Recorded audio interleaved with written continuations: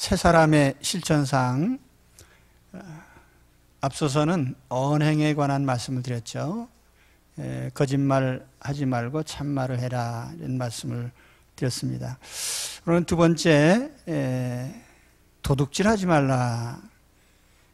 물질을 어떻게 대할 것인가. 이것이 또한 중요한 실천사항입니다. 오늘의 첫 번째 메시지는 도둑질 하지 말라는 말씀입니다.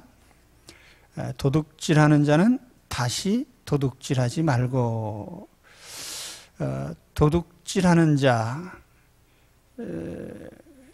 시제 영문 성경에 보면 anyone who has been stealing, 도둑질을 해오고 있는 자, 이 현재 완료형으로 되어 있어요. 과거에 도둑질을 계속했고 지금도 도둑질을 계속하고 있습니다. 자, 거듭났는데 예수 믿는 사람이 됐는데 도둑질을 계속하고 있다. 우리가 이해가 좀 되질 않습니다. 근데 우리가 도둑질이라고 하는 그 개념, 이것을 이제 바울 당시로 거슬러 올라가서 생각해 보면 이해가 좀 될 수 있습니다.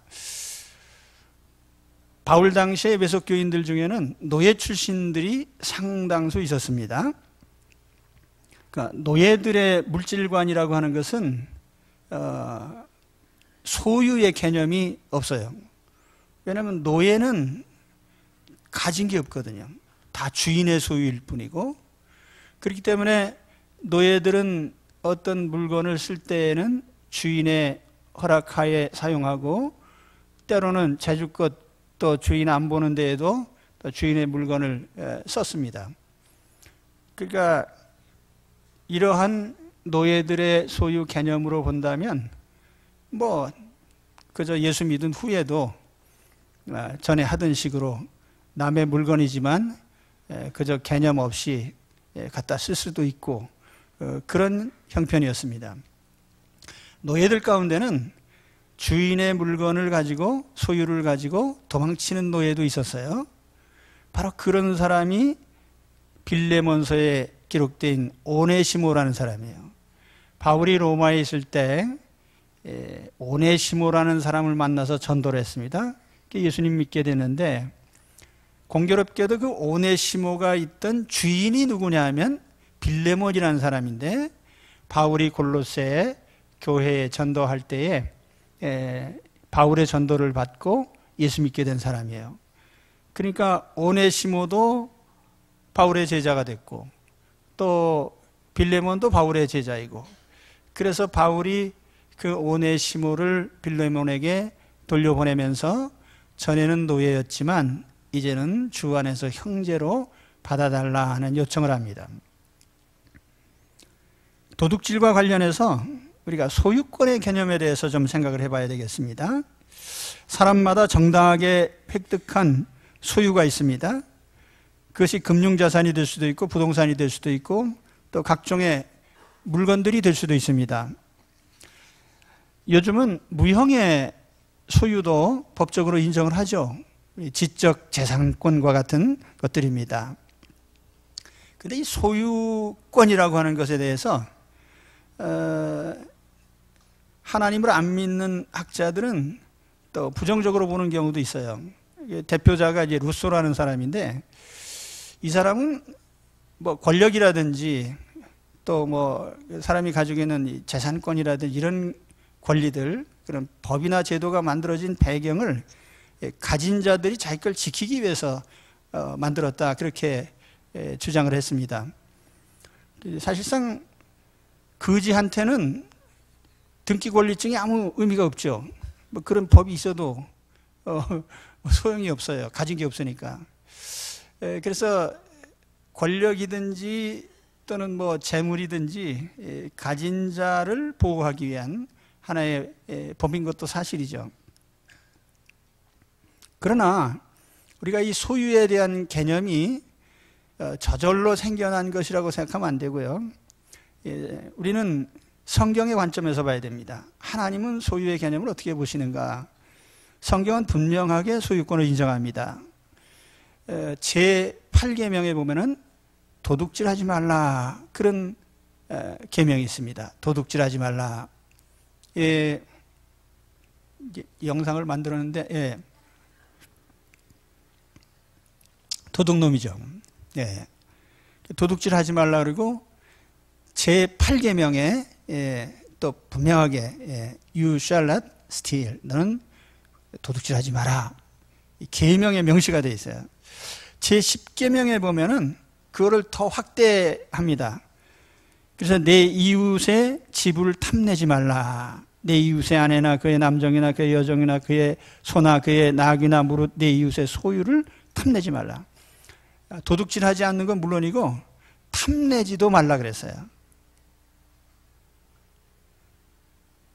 솔로몬은 그 소유라고 하는 개념을 하나님이 주신 몫이다 그렇게 생각을 했습니다.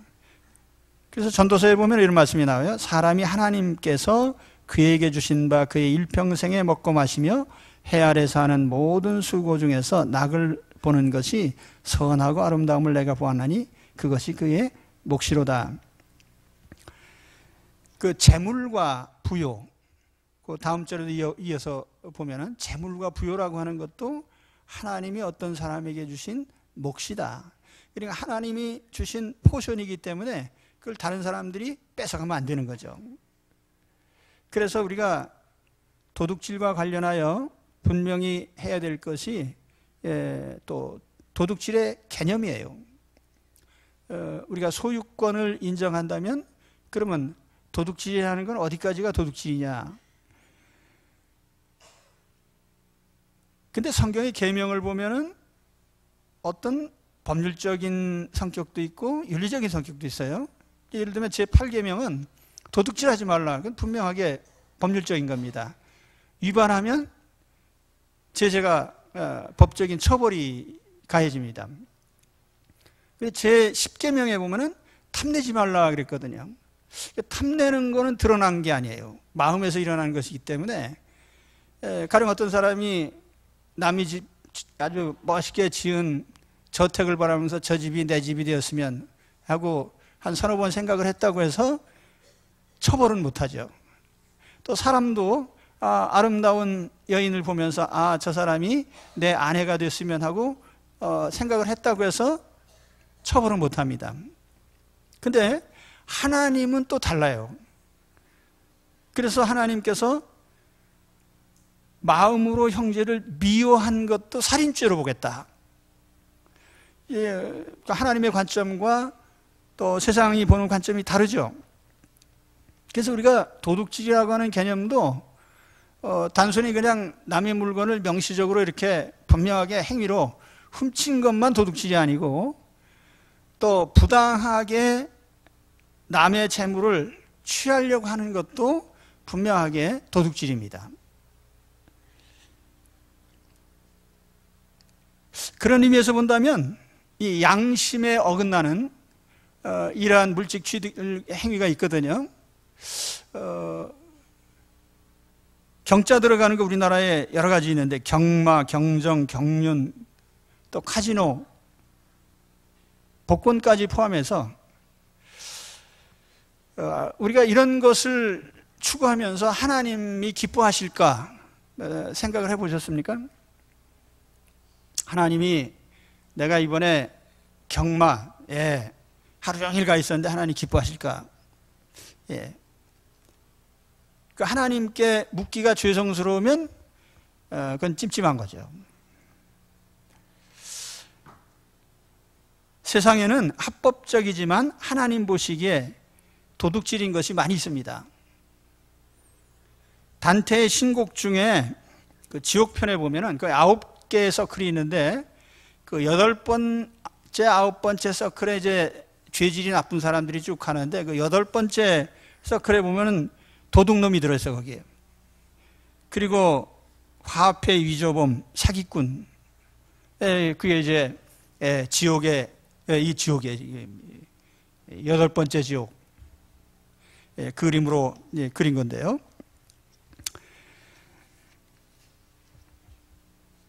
자, 우리가 현대판으로 본다면은 현대 사회에서 돈 버는 방법, 제일 떼돈을 벌면서도 별로 힘쓰지 않고 돈 버는 사람들이 아마 금융업자들이 아닌가 생각합니다.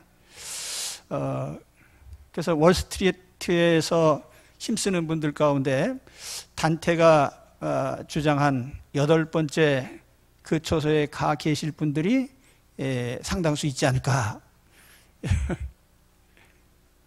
그냥 웃자고 하는 얘기예요. 그러니까 보험회사, 제가 가끔 이제 보험회사 다니시는 분들 혹시 계신지 모르겠네. 보험회사 직원은 별 상관없고 제일 윗대가리들이 문제예요. 왜냐하면 저는 지금도 보험금이 어떻게 산정되는지 몰라요. 보험금 산정을 정확히 계산해서 만들어내는 사람은 극소수일 겁니다. 근데 보험이 그래요. 보험이라는 게 본래 손비거든요. 그거는 그냥 손실이에요. 위험에 대비하기 위한 게 보험인데, 보험의 각종 상품을 막 만들어서 이게 원금도 돌려줍니다 어쩌고 하다가 가다 보면은 이자도 별로 안 되고 그래서 해지하려고 그러면 다 떼어먹습니다. 그래서 보험회사들이 떼어먹은 돈으로, 진짜인지 아닌지는 잘 모르겠고 제 생각에 보험회사 빌딩들이 제일 커요. 가만히 보면 남의 돈 다 받아가지고요. 근데 아무튼 제가 드리는 말씀은 도둑질하지 말라는 거예요. 물론 합법적이지만 우리나라 경제 위기 때 외국 자본이 많이 들어왔잖아요.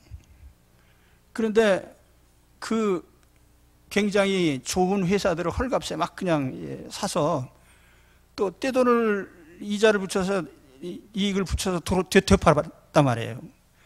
이거 얼마나 고약한 사람들이에요. 그 이자율이라는 것도 그런데 경제가 어려운 나라일수록 갚을 돈이 없는데 이자는 더 비싸요. 신용 등급 뭐 어쩌고 해가지고. 그러니까 원래 신용 등급이 낮은 사람한테 더 저렴하게 줘야 이게 맞는 건데 실제 안 그렇거든요. 나중에 봅시다. 난 지옥에는 안 갈 테니까 거기 가시는 분들이 혹시 계시면은 거기에 누가 와 있는지. 도둑질이라는 것은 남의 소유를 정당하지 못하게 빼앗는 모든 행위입니다. 그래서 우리 그리스도인들은 남의 소유권을 보호해 줄 의무가 있고 동시에 또 정당한 소득 활동을 할 의무도 있습니다. 그렇기 때문에 오늘 하나님께서 도둑질하지 말라고 한 것은 바로 그런 취지의 말씀이에요. 하나님이 주신 각 사람에게 주신 정당한 몫이 있는데 그것을 우리가 빼앗아서는 안 되고요. 오히려 지켜줘야 되고 보호해 줄 의무가 있습니다. 우리는 그리스도 안에서 도둑질을 하지 말아야 돼요. 재물을 올바로 취급해야 된단 말이죠. 그래야 거듭난 사람이에요. 그러니까 우리가 거듭났다고 하면 꼭 뭐 영적인 것, 눈에 보이지 않는 마음의 문제로만 자꾸 다루려고 하는데 그래서 오늘 바울이 그 얘기를 한 거예요. 지난 시간에는 언행이 거듭났는지 그 사람의 물질 생활이 바로 잡혔는지 이걸 보는 거예요. 거듭난 사람이. 거듭난 사람의 물질 생활 하시기 바랍니다. 그게 바로 도둑질하지 않는 거예요. 그 다음에 두 번째 메시지는 뭐냐면 노동의 목적입니다. 타인과 나누기 위해 노동을 하라는 겁니다. 타인과 나누기 위해 노동을 하라. 여기 구제한다는 말이 나오잖아요. 구제할 것이 있기 위해서 제 손으로 수고하라는데 여기 구제한다는 말이 나눈다는 뜻이에요. 여러 가지 분배한다. 영어로 share라고 이렇게 번역합니다. 그래서 그 규절을 영문 NASB라는 성경에 보면 이렇게 번역을 했어요. In order that이라고 하는 건 이제 뭐뭐 하기 위해서 he may have something 뭔가 소유를 해야 되는데 to share with him 누군가 그와 나누기 위해서. 근데 그가 누구냐? who has need 필요가 있는 사람, 필요성 있는 사람 혹은 결핍된 사람. 그 세상에는 뭔가 필요로 하는 사람이 있는데 그 사람에게 내가 주려고 하면 뭔가 가져야 될 거 아니에요. 그래서 다른 사람과 나누기 위해서 내 손에 있기 위해서 노동한다 그 말이에요. 결과적으로 보면 다른 사람과 나누기 위해서 노동하는 거예요. 할렐루야.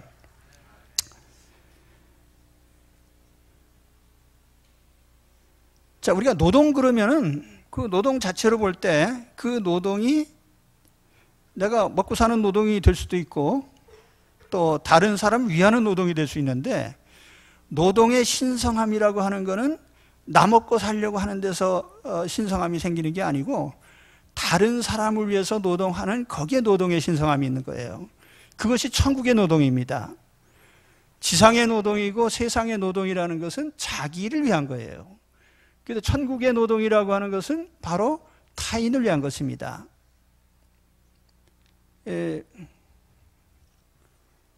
별로 감동이 없으신 것 같은데요. 이게 굉장히 저는 감동적인 말씀으로 생각했습니다.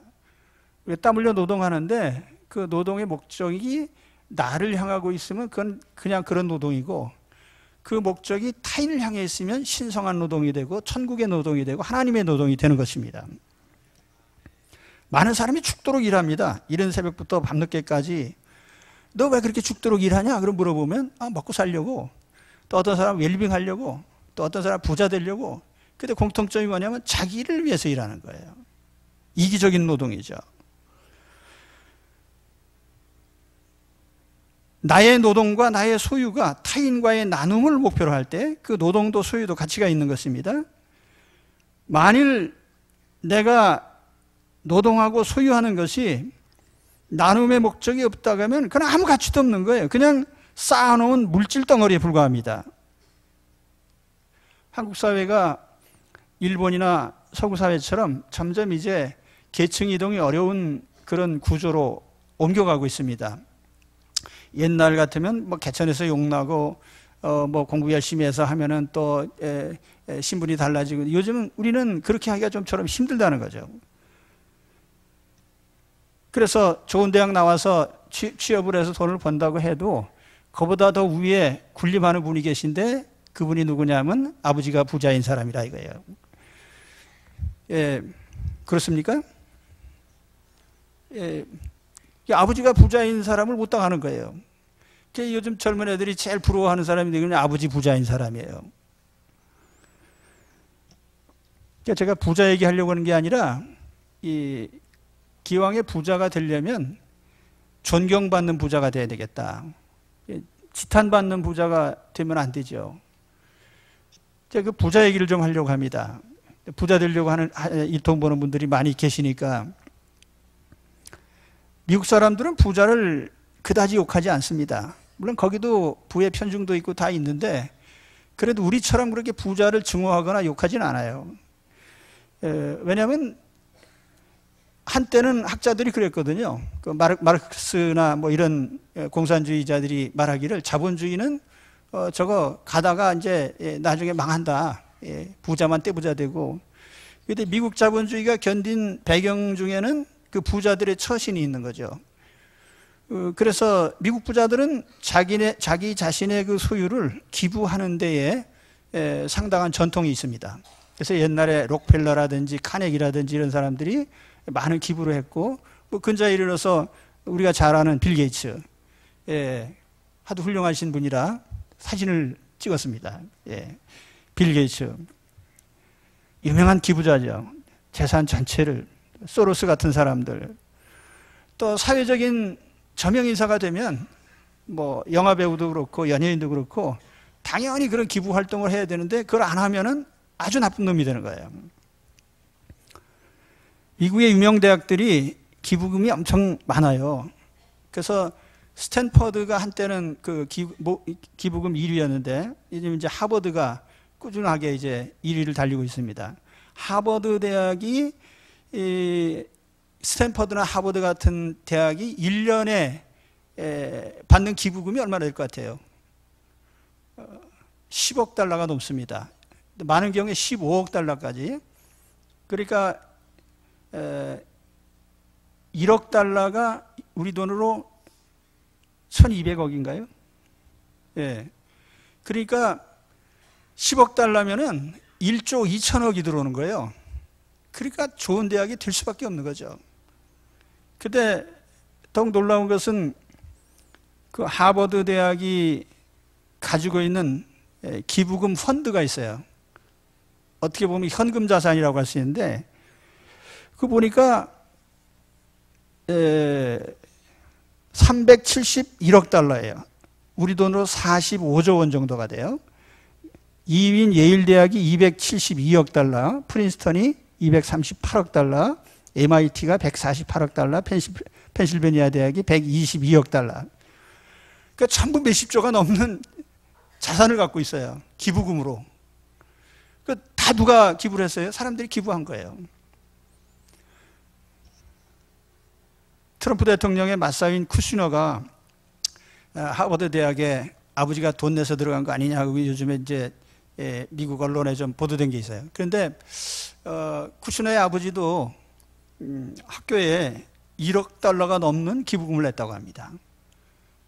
단순히 자식을 그 대학에 보내기 위해서 한 건 아니에요. 어마어마한 재산을 기부를 합니다. 그런데 재미난 것은 이러한 미국의 대학들이 기부 입학제를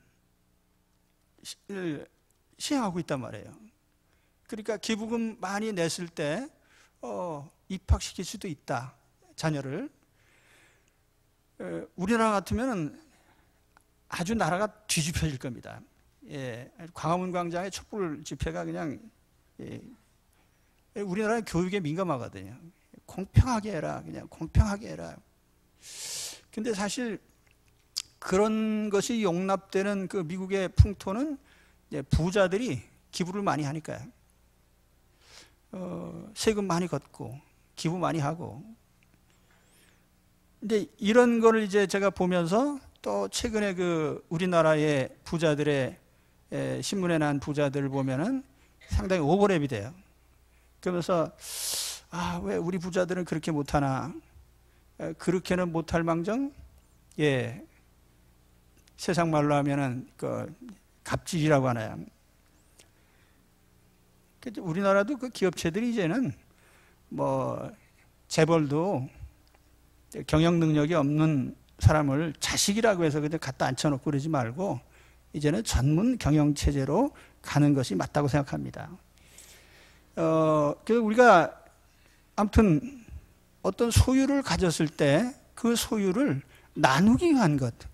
그러니까 노동의 목적이 나누기 위한 데 있는 거예요. 돈 내버려 나누기 위해서요. 우리가 기본 목적이 이렇게 바로 설정되어 있어야 돼. 저는 그 미국의 그런 배경에는 청교도 정신이 있다고 생각합니다. 미국의 건국 이념 가운데 물론 미국의 사상이 두 가지 흐름이 있어요. 존 듀이의 실용주의, 또 골드러시 쫓아간 사람들. 그러나 또 한편에는 동부 지역에 정착했던 사람들이 기독교 정신이 있거든요. 기독교 정신의 기본은 나누는 겁니다. 내가 가진 것을 다른 사람과요. 짱발장이 빵 한 개 훔쳤을 때 참 탈옥을 하는 바람에 빵 한 개 훔친 결과 19년의 감옥살이를 했어요. 그러다가 나중에 이제 추록을 해서 마들렌이라는 새로운 이름을 가지고 이제 새로운 삶을 시작합니다. 열심히 땀 흘려 일하면서 노동을 하고 그래서 이제 인정을 받고 나중에 파리 시장까지 되잖아요. 불쌍한 사람들 많이 도와주고. 그래서 우리가 예수 믿고 거듭났으면 우리의 물질관이 변해서 아무리 배고파도 남의 빵 훔치지 말고요. 내 손으로 수고해서 다른 사람을 돕는 이런 기본적인 자세 전환이 있어야 됩니다. 그리고 물질에 대한 목표가 달라져야 돼요. 이제는 왜 일합니까? 돈 벌기 위해. 돈 왜 벌어요? 다른 사람과 나누기 위해서. 이렇게 돼야 이제 그리스도인이다 그 말이죠. 그래서 오늘 그 말씀을 드리는 겁니다. 사도 바울은 복음을 전하면서 언제든지 적극적으로 가난한 사람들을 돕는 일에 복음 전파와 함께 힘썼습니다. 오늘 세 번째 메시지는 뭐냐면 자기 손으로 노동하라 이런 말씀을 합니다. 자기 손으로 노동을 해라. 자기 손으로 노동을 해라. 우리가 남의 소유를 가지고 구제 활동을 할 수는 없어요. 내 소유로 구제 활동을 하려고 하다 보니까 내가 일을 해야 되는 거죠. 내 손으로 수고한 소득으로 남을 돕는 거예요. 그래서 그 NIV라고 하는 영문성에 보면 그렇게 되어 있습니다. But must work. 일해야만 된다. Doing something useful. 뭔가 유익한 일을 위해서 하기 위해서 with their own hands. 그들 자신의 손으로. 우리가 유용한 일을 하는 데 있어서 여러 가지 방법이 있습니다. 남의 손을 빌려서 하는 것도 있고 남의 소유를 뭐 갖다 이렇게 하는 수도 있는데 내가 번 걸 가지고 하는 게 제일 좋은 거예요. 그러기 위해서 강조되는 것이 육체노동입니다. 육체노동. 예, 그 노동자 그림 하나 있는데요. 예, 그 육체노동이라고 하는 게 상당히 가치가 있어요.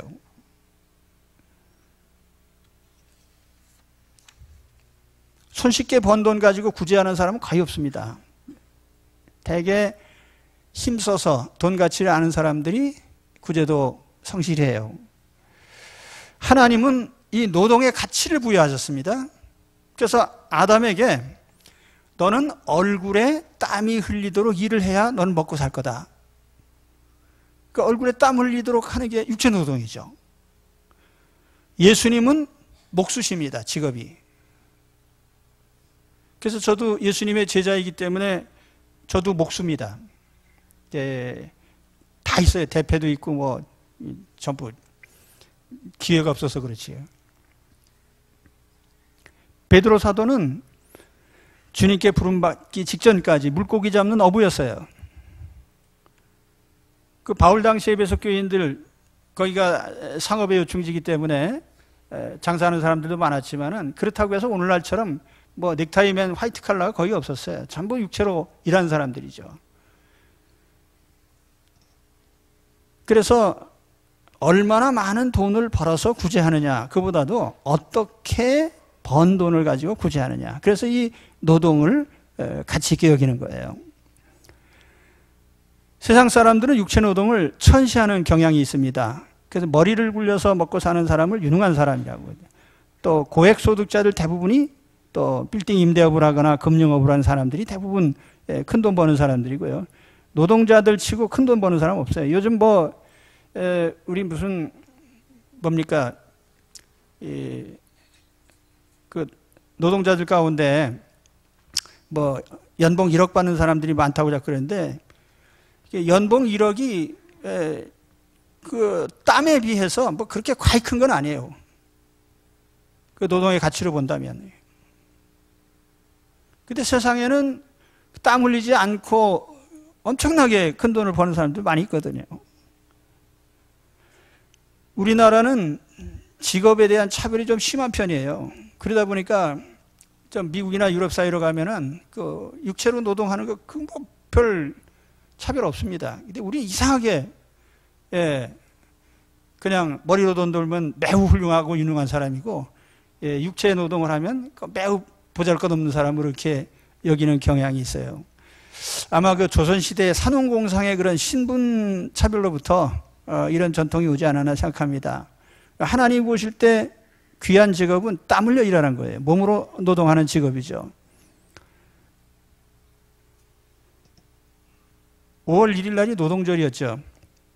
근데 서구 사회도 보면은 그런 여러 가지 역사적으로 보면은 그런 역사적 과정이 있습니다. 그 노동자들이 뭐 하루아침에 뭐 그렇게 지위가 향상된 게 아니고, 그래서 이게 노동절의 유래를 보면은 1886년 5월 1일에 미국의 노동단체들이 이 하루 근로시간 8시간을 쟁취하기 위해서 대대적인 시위를 벌였어요.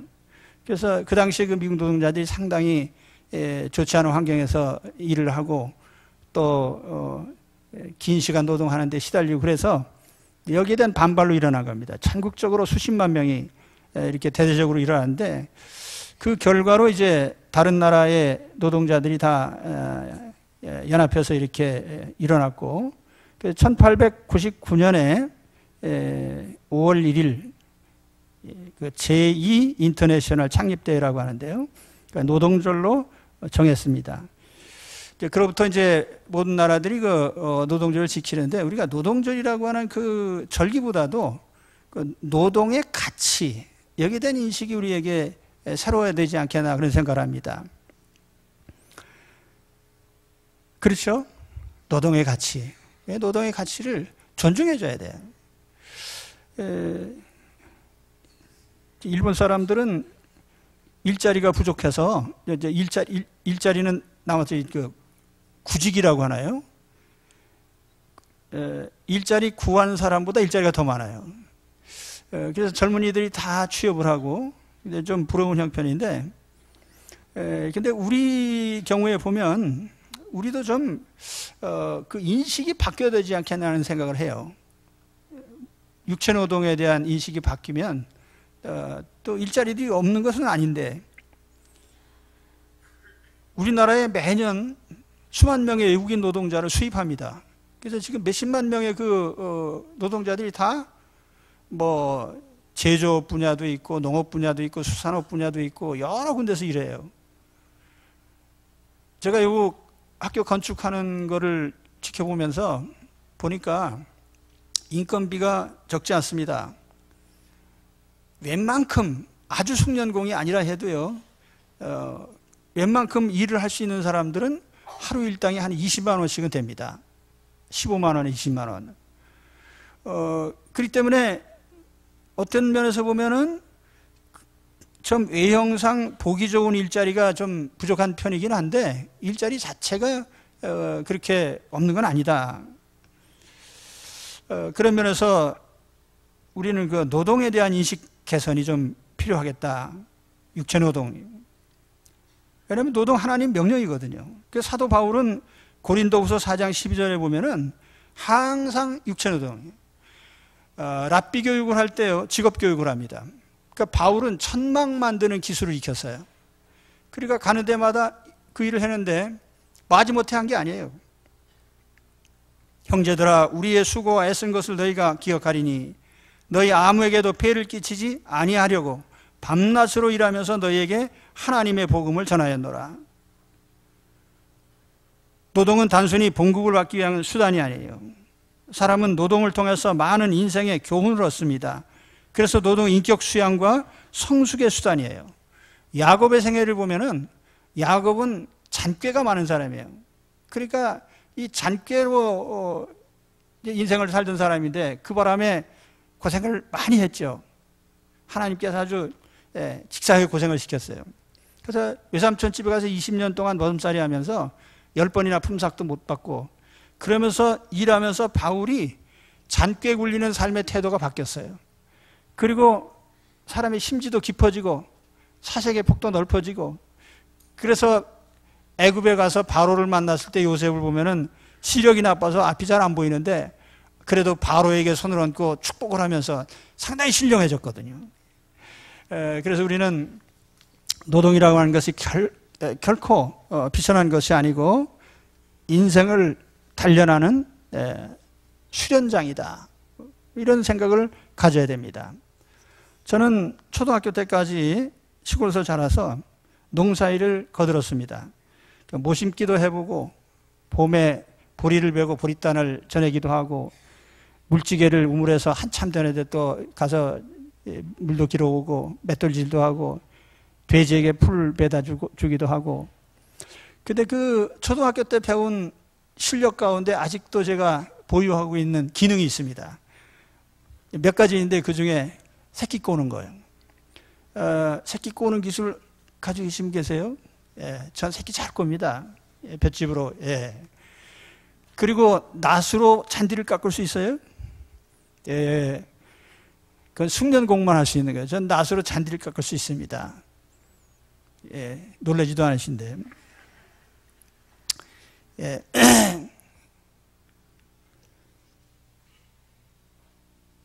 삽질하는 것도 보면요, 딱 삽 잡는 것만 봐도 알아요. 그 삽질 못하는 사람은 그냥 삽이 땅속으로 안 들어가고 엉뚱한 대로 그냥.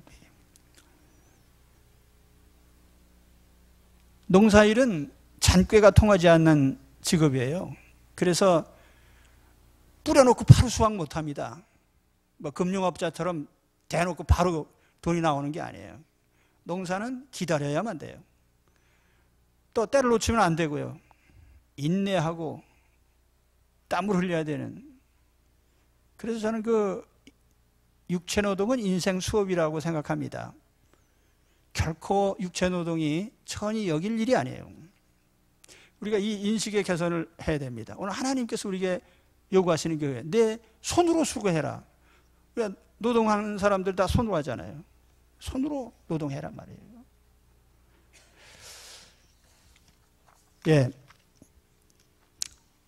자기 손으로 노동을 해라. 이 말씀을 마음에 새겨두시기 바랍니다. 우리 그리스도 안에서 거듭난 사람들은 일확천금이나 손쉽게 번 돈보다 비록 액수가 적다 해도 노동을 통해서 번 돈이 가치가 있습니다. 그 가치 있는 돈으로 우리가 가난한 사람들을 구제한다고 하면 하나님이 얼마나 기뻐하시겠습니까?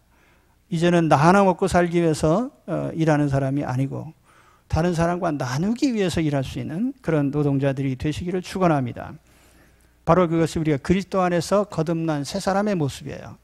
그래서 모든 일하는 걸 귀하게 여기고 기꺼이 일에 참여하고 또 나눔을 위해서 일하는 신령한 분들이 되시기를 축원합니다. 기도하겠습니다.